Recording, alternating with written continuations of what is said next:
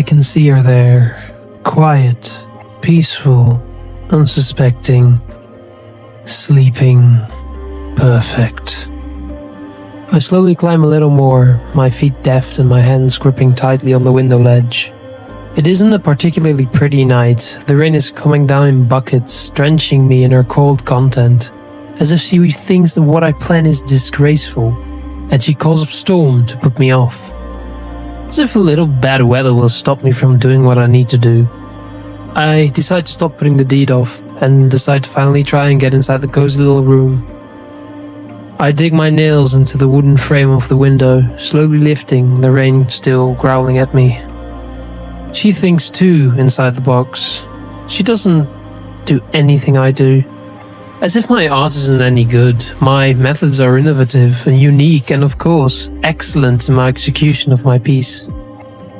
I see no possible way it could go wrong, but still she growls, swiping through the air with her bright, blinding whip, trying to intimidate me, put me off of my wonderful idea. No, I need to stay focused. My piece needs to be finished on time. The window is up now. I look back inside the room. The quiet little breathing from the lump in the bed makes her sweet sounds. The quiet little toneless noise that no music could mimic. Breathing. I start to paint my picture. I walk in. No creaks from the floor, no disturbances, nothing to ruin this perfect painting. With the exception of the rain, everything seemed to be in my favor. But the rain, the banshee that she is, wouldn't want me to finish it. She oozes pure hatred for my work, I can tell. She just cares for herself, not of what is good or perfect. And she would do worse. Stop. No time for this, no time for thinking about nonsense. The canvas needs a painting and shall be painted upon. I stepped a little further, ever so close to her now. A few more steps and I could finally make her into a beauteous art piece. It was so close, so nearly finished. But she doesn't want this. She screams with the top of her lungs. Her voice rumbles the very foundations as she screeches in hatred. The lump now rising, it sees me. It knows I want its blood, but I can't stop. I pounce, my nails buried in her face, her eyes now red with blood as her siren-like screams pierce the air. I scream back at her.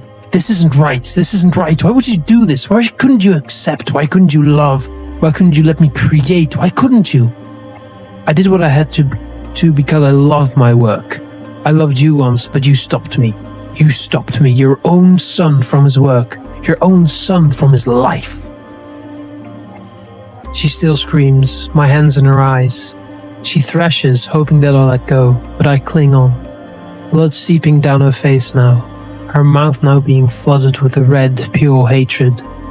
She slashes blindly at my face, clawing at anything she can. She gets a swipe across my left cheek. I scream at her.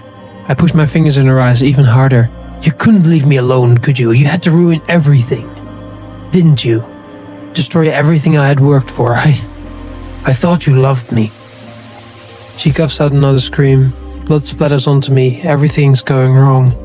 It was supposed to be the greatest art piece, not this. She stops breathing. The blood has gotten into her lungs at this point. She dies just like that, everything ruined. I breathe heavily, tired out from creating this travesty of a work of art. Her face is ruined. The rain has stopped. She's gone and left me with nothing but a scratch.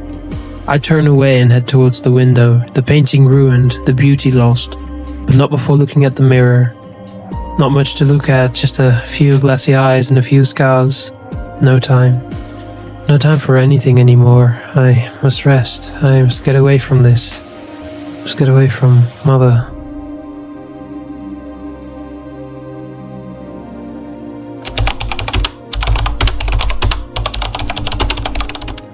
Did you know that you go blind for an average of 40 minutes a day? I'm not talking about when you close your eyes to sleep or when you blink. It happens for a millisecond. Whenever your eyeballs move, your brain stops registering visual data to prevent you from seeing the world as a blurry mess. It happens so quickly that it's impossible for you to perceive this lapse, just like when you look at a frame-by-frame animation. Everything seems like one fluid image, But the truth is, you're seeing snapshots. They call it saccadic masking. Your eyes capture data, but your mind discards portions of it for a more stable viewing experience. The fact of the matter is that your brain lies to you on a regular basis and only shows you what it wants you to see.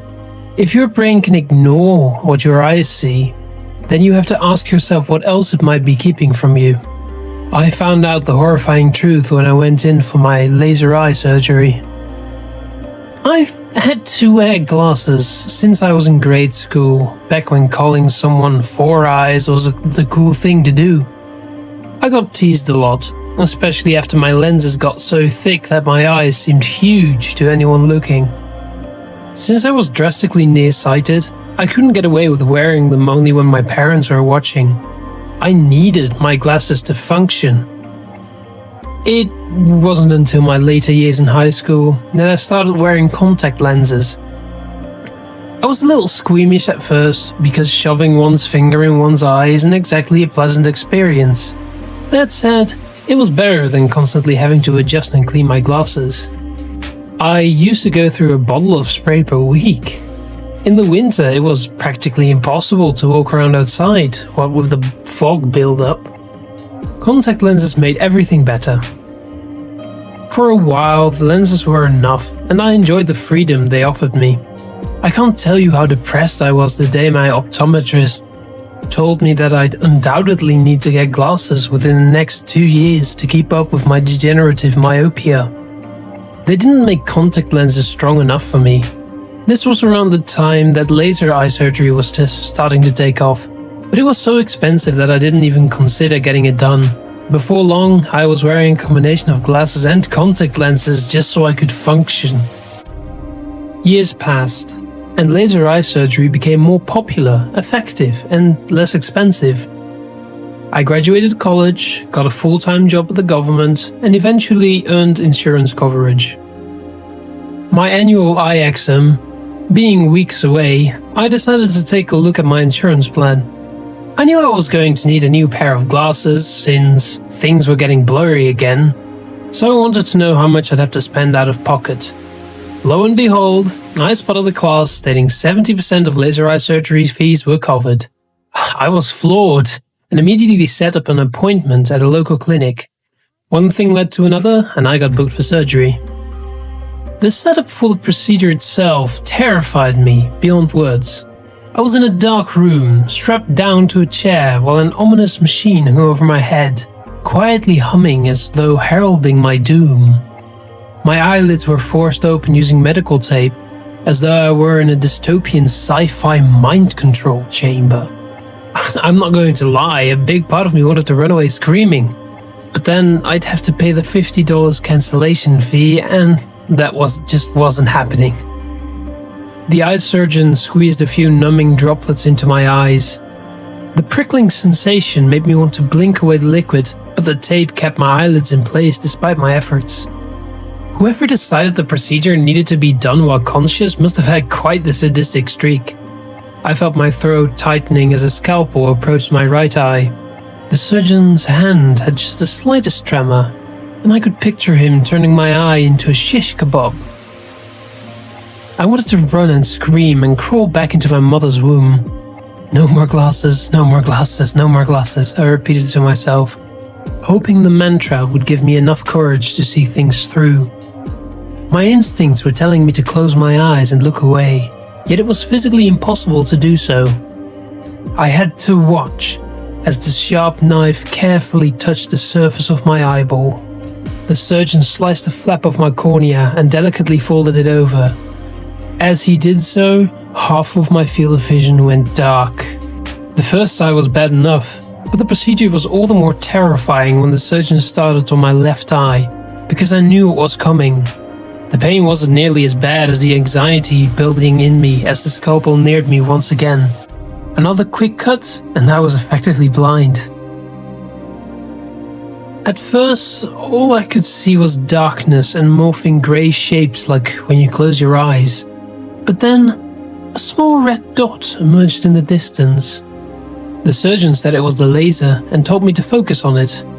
I locked my warped gaze onto the light, but when something appeared in my peripheral vision, I found it hard to keep it from straying. I shouldn't have been able to see anything but that red light, yet a shape swirled around just out of sight. When I mentioned it to the surgeon, he dismissed it as my brain playing tricks on me. While the laser did its thing, I continued to see an outline in the corner of the room. It couldn't have been the surgeon since he was busy operating the laser. Once the procedure was done, I was told to keep my eyes closed for the rest of the day and sent home to recover. The next day, I woke up and saw the world in a completely new light. It was like upgrading from a black and white TV to a high-end HD flat screen. For the first time in my life, I could see clearly with my own two eyes. I could see the tiny rocks on the ceiling, the grain on my wooden cabinet, the pores on my skin, the sagging old man hovering in the corner, the flowers in the hall. Holy shit, there was an old man hovering in the corner of my room. He bobbed up and down, looking at me absent-mindedly and grinning in a creepily perverse manner. His flat yellow fork-like teeth protruded from his mouth as his 3 beady eyes looked me over, sparkling like demonic stars in the sky. I knew that I'd seen him before. Part of me knew that I'd been seeing him my entire life. My brain pretended he wasn't there, but my eyes saw him nonetheless. As I backed out of the room, the monstrous man clapped his bony hands together in amusement, following me into the hall. The memory of a reoccurring childhood nightmare came flooding into my mind. I was in the woods, running away from the 3-eyed man. Whenever he was about to catch me, I'd always make it out of the forest just in time to escape, only to find the ground cave beneath me give, sending me falling down in a ravine. I'd wake up screaming from my parents, who comforted me and told me it was just a bad dream. Yet there I was, face to face with my own personal boogeyman. Though in my memories he was always frowning, the cruel smile plastered on his face made me realize that I knew I could see him now. He knew he could chase me, just like in my nightmares. I ran out of my home and into the street, still in my pajamas. The sunlight stung my sensitive eyes, but the pain was nothing compared to the fear I felt. I didn't even have time to take in the undoubtedly gorgeous view because something else caught my eye. They were everywhere. Boogeymen, monsters, ghosts, whatever you want to call them. Your brain wants to protect you from the truth, but the visual data is stored in your mind. The images come out when you sleep, because that's when your brain loses control and can no longer restrain the memories. Sometimes when the conditions are just right, people can catch passing glimpses of them, like a glitch in a video game. In reality, they're always around. You can't run from them. Believe me, I've tried. If you see them, act as though you can't. They enjoy the chase. Don't give them the satisfaction. Your rational brain will lie to you, but your instincts won't. Trust your gut. If you feel like you're being watched, it's because you are. It took the 3-eyed man less than 2 days to catch me. In that time, I saw more nightmarish creatures than you could possibly imagine. I saw headless men, horrid hags, elongated people, and, most frightening of all, creatures that looked identical to my loved ones. They stood motionless a few meters away from me, heads down as they continuously whispered my name. I saw the world for what it was, and it terrified me. In a way, what the 3-eyed man did to me when he caught me was almost a relief. At least I'll never have to look at those horrific creatures again.